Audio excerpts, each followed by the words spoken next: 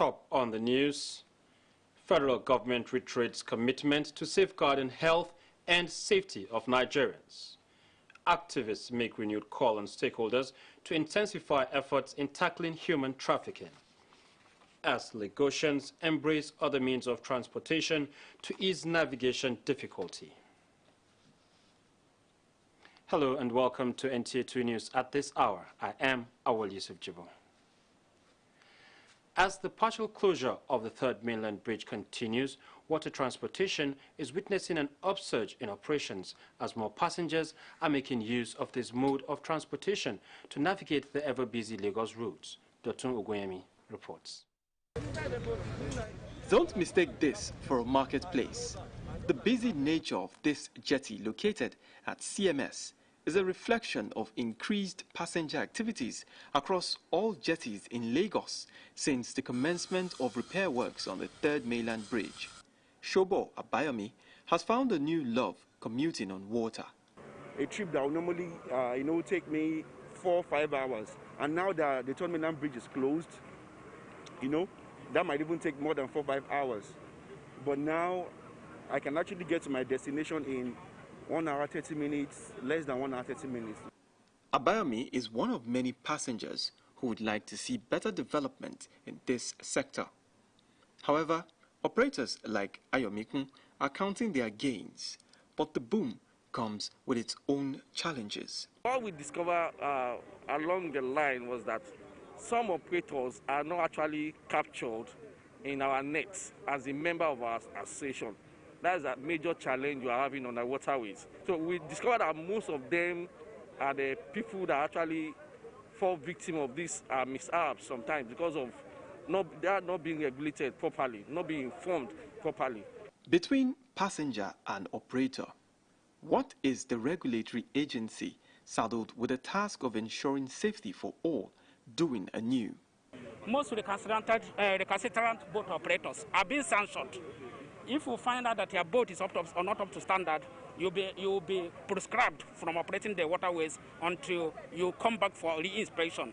With a recent incident of boat mishap last week at Kirikiri, which sadly claimed 10 lives to ensure safety of exiting students and contain the spread of the coronavirus pandemic. The forum is concerned about the continued impasse between state governments and resident doctors and advised states to close ranks in resolving the pressing issues in the interest of the nation's health sector. The 36 state governors condemned the attack on Borno State Governor's convoy and promised to present its position to the presidency for further review of the security situation in the country. The NGF engaged the National Economic Council over the suspension of counterpart requirement to assess the Universal Basic Education Fund and other national intervention budgets and statutory levies. The forum received update from Aliko Dangote on behalf of Coalition Against COVID-19 on the flag off and distribution of palliatives to Borno, Edo, Enugu and Kano states and other parts of the country to reach more vulnerable population. The annual assessment performance for states' financial transparency, accountability and sustainability to drive implementation components for 2019 was also deliberated upon. In Abuja, Abubakar Usman Akwanga, NTA News.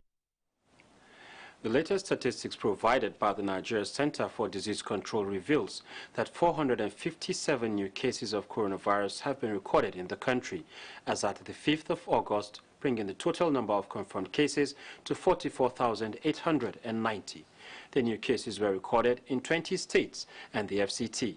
The breakdown shows that Lagos recorded the daily highest with 137, followed by FCT with 76. Plateau has 40, Rivers 35, Enugu has 34, Oyo 25, Abia 23, Delta 12, Edo and Ebonyi have 11, Cross River and Kwara 10, Kaduna 9, Anambra 7, Ogun 5, Imo and Bauchi 4. Osun and Nasarawa have 2 cases, while Kano and Ekiti recorded 1 case each. The total number of patients discharged so far stands at 32,165, while 927 deaths have been recorded so far across the country. Moving on health and safety of Nigerians, the federal government says it intends to examine every possible option in the development and distribution of a vaccine against the COVID-19 disease, emphasizing that the health and safety of Nigerians is a priority. State House correspondent Jide Onifade reports. During a meeting held virtually with representatives of the Nta2 COVID-19 vaccine candidate on the progress of the vaccine development around the world, including Africa, Vice President Yemi Osinbajo says the federal government will continue to engage and intend to look at every possible option from all manufacturers of good vaccine, stating that the government wants to do the very best for the people in this regard.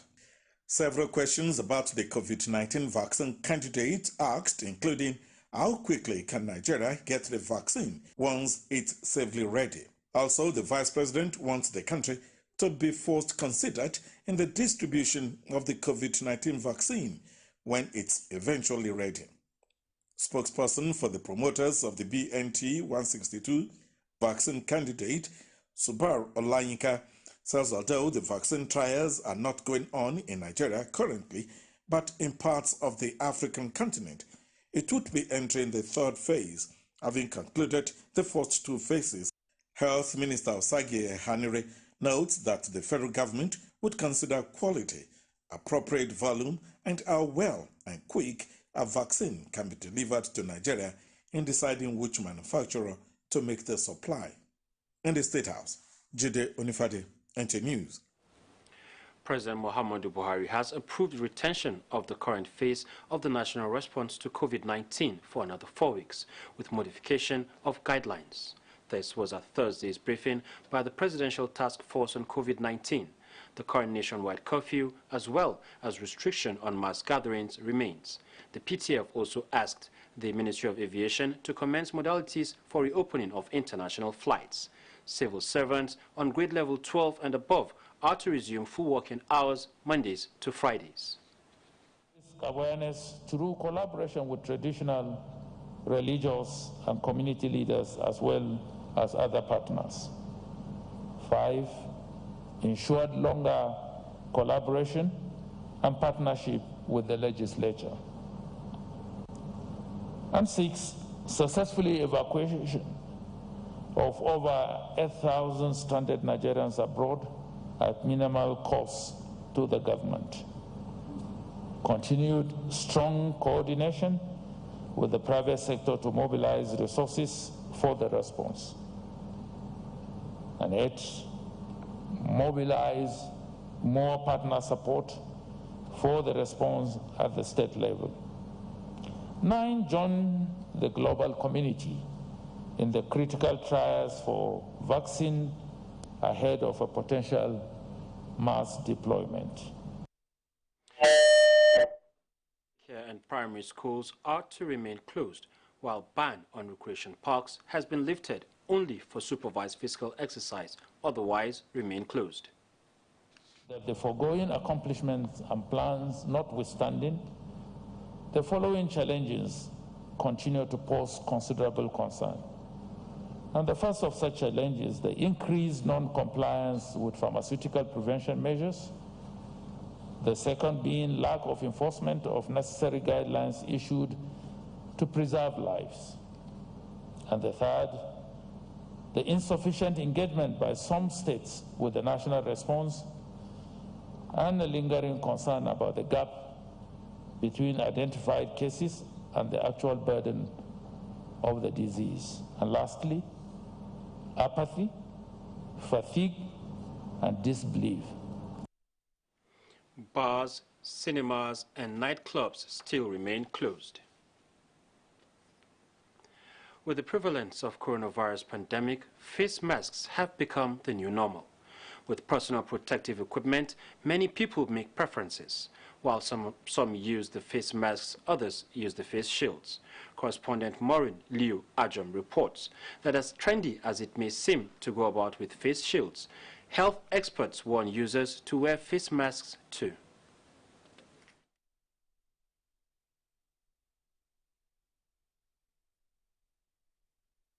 A face shield is simply a curved plastic or plexiglass panel that can be worn over the face for the protection of the eyes, nose, and mouth. The use of face shields has become more prominent since the early days of the pandemic, and today, many people see face shields as ideal if they must prevent the dreaded coronavirus. Why? NCDC is always advising that this is to protect the nose and probably when you cough the mouth and all that. And the one about taking your hand to the face, touching your hands and all that. So if you wear just this, there's a tendency that even when the virus or the particles comes, it will definitely maybe touch your face. I prefer this one than the nose mask because I can still breathe well. But the nose mask doesn't make you breathe well and you won't feel comfortable. I've never seen someone who put on the shield and also put on the mask. It's only either they are putting on the shield without the nose mask. I've seen it a lot. I think it is out of ignorance that they do that. Some people wear it as a sign of prestige, is considered as prestigious. But how safe is it to use face shields without wearing a face mask? It's not correct to use your face shield without the face mask. The face shield basically provides protections for the eyes. That's the honest truth. That's where it provides protections for the eyes. But the nose and the mouth is still exposed. And so that's why we tell people, in addition to using your face mask, you might want to use a face shield. So please, people should always use both together, or the minimum should be your face mask. Whether the face shield or mask is worn for fashion statements, experts say protection against the disease based on NCDC's protocol is key. You're watching Nta2 News at this hour. We pause here for a break. The news will be back shortly. Do stay with us. If we catch coronavirus, if it's possible, say you don't hear some kind gist, say young people know they catch coronavirus. That one no be so. That one, nah lie. You hear me so? Yes, maybe things like age or some kind health conditions like asthma and diabetes will make people get serious complications from COVID-19. But anybody fit catch coronavirus. World Health Organization talks say no matter the age of person, it is safe to protect yourself with things like social distancing and of course washing of hand. Oyao today tip. Stigmatization of people who don't get infected with coronavirus, they happen especially for places of work. If you know person where either don't dey positive or it does recover from the virus, you fit do some nice things like to call them or send SMS check up on them.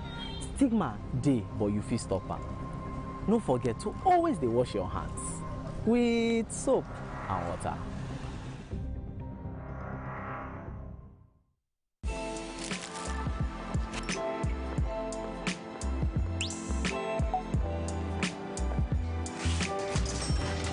Hey beautiful, your eyes, your smile are all begging me to take you home tonight. Now reading page 3. Experience unlimited super-fast internet access from Ntel 4G. Ntel. Live more.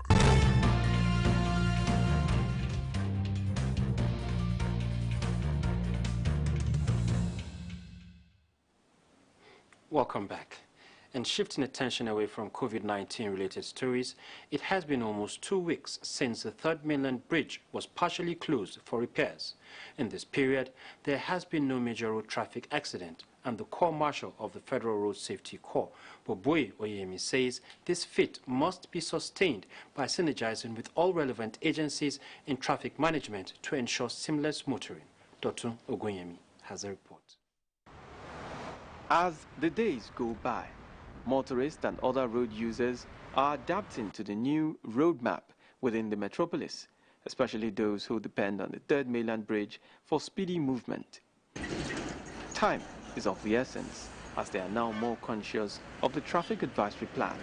The Corps Marshal of the Federal Road Safety Corps, Boboye Oyemi, who monitored the situation, commended Lagos motorists for their cooperation and reiterated that stricter measures will be taken against drivers of articulated vehicles who fail to comply with safety regulations. In September 2015, we impounded about 3,650 flatbed trailers, and we won the union then. But I think with the mobile courts being provided by the state government now, we are going back as from next week, Monday. Meanwhile, the first phase of the replacement of 6 expansion joints and other works on the bridge are at different stages. They will soon start the removal of the bearings on the joint. But the first one that we want to carry out is the removal and the replacement of the expansion joint. The work will be completed at the same time, within that 6 months. Since the partial closure of the Third Mainland Bridge, over 2,000 personnel drawn from security, traffic officials and engineers from the Federal Ministry of Works and Housing have been working day and night to ensure seamless flow of traffic as well as timely delivery of the project. In Lagos, Dotun Ogunyemi, Nta News. In compliance with the Executive Order No. 5 of President Muhammadu Buhari, the Nigerian Air Force is infusing more local content in its procurement process and innovations. NTA correspondent reports that the Nigerian Air Force is partnering with local firms to beef up its technically efficient manpower and service. Due to the COVID-19 pandemic, a number of restrictions were imposed on air travel. These rules have affected the logistics supply chain in terms of spares, international trade, and that has driven the Chief of Air Staff, Nigerian Air Force Sadiq Baba Abubakar, to look inward and proffer lasting solutions for a post-COVID-19 era. We have partnerships with over 30 training institutions, universities, agencies of government because of their specific capabilities. Specific capabilities in terms of engineering and manufacturing that have to do with metal, telecommunications and engineering, production of enclosures, very specific areas where the Nigerian Air Force has interest. The Nigerian Air Force also disclosed the international training courses for personnel have been suspended until the pandemic is history. Following the approval of all recommendations by the Committee of the Nigeria Broadcast Commission reform and its implementation by President Muhammadu Buhari, the management of the NBC has inaugurated the addendum to the 6th edition of the Nigeria Broadcasting Code. The document is an amendment to an existing 6th edition of the Broadcasting Code, which was launched in Kano in 2019. With the new policy, the international broadcasters transmitting signals into the Nigerian territory shall take cognizance of Nigeria's broadcast laws and international principle of reciprocity. Also, a minimum of 75% of program expenses and 75% of post-production expenses are paid for services provided by Nigerians or Nigerian companies which may be obtained from program commissioning, licensing and grant. On responsibility of broadcast stations to devote airtime to national emergencies. This provision mandates terrestrial and pay TV channels to make their service available to the country at times of national emergencies. This amendment was made sometimes last year, and we never knew that we were going to have this COVID-19 pandemic. And I want to take the opportunity to thank all broadcast stations who have donated their time and resources to educate Nigeria and enlighten Nigeria on this COVID-19 pandemic. I will remain very committed to the laudable objectives of broadcasting in Nigeria, particularly in promoting access to information by Nigerians across social stratification. The amendments, experts say, were necessitated by a presidential directive for an inquiry into the regulatory role of the National Broadcasting Commission, as well as conduct of the various broadcast stations before, during and after elections. Nigerian musical artist Azeez Fashola, popularly called Naira Marley, has been arraigned at the Lagos State Special Offences Mobile Court in Oshodi, alongside his manager, Sheyi Awonuga, for violating the cessation of movement and interstate travel order in Lagos. They were arraigned on a one-count charge of breach of cessation of movement and interstate travel order of the federal government. Under Regulation Section 4, Subsection 1 of the Lagos State Infectious Disease Emergency Prevention Regulation, Number 2 of 2020, an offence punishable under Section 58 of Public Health Law of Lagos State.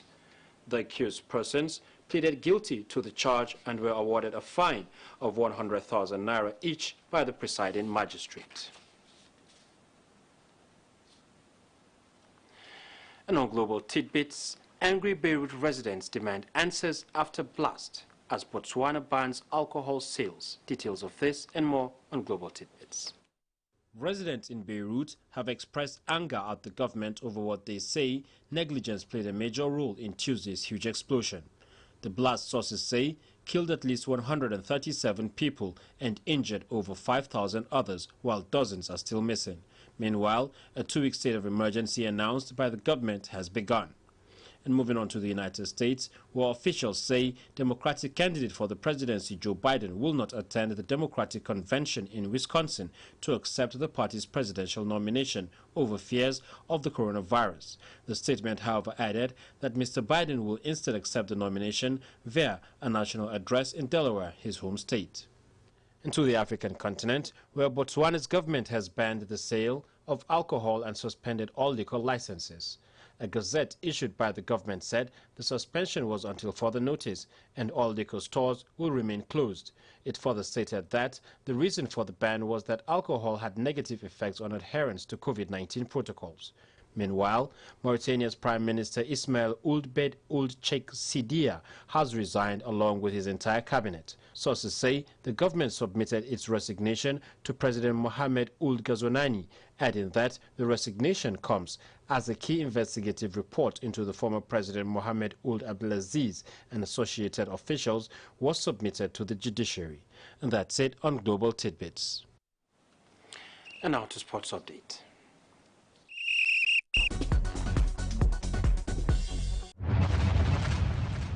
Former head coach of Nigeria's Super Eagles, Joe Bonfrey, has described the national team as a brand that must be guarded with every sense of jealousy. The Dutch tactician who guided Nigeria to Atlanta 1996 Olympics gold charges stakeholders on teamwork in order to harness the nation's football prowess.